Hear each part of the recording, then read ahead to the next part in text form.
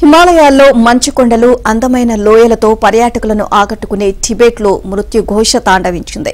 Tibet Nepal సరిహద్దుల్లో సంభవించిన భారీ భూకంపంలో మృతుల సంఖ్య 128 చేరింది.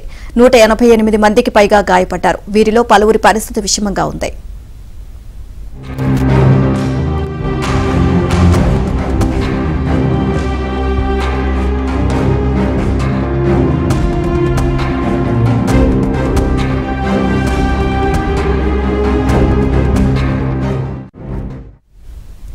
సముద్ర మట్టానికి 16,000 అడుగుల ఎత్తులో ప్రపంచంలోనే అత్యంత ఎత్తైన ఆవాస ప్రాంతంగా పేరుగాంచిన షీజాంగ్లో భూమి కంపించింది. ఆ పరిసరాల్లో 20 కిలోమీటర్ల పరిధిలోని 27 గ్రామాలపై పంజా విసిరింది.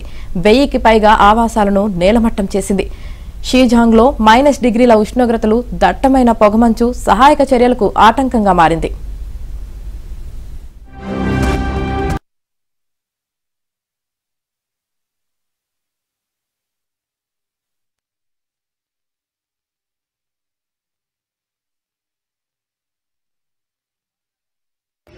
¿Cómo te paras?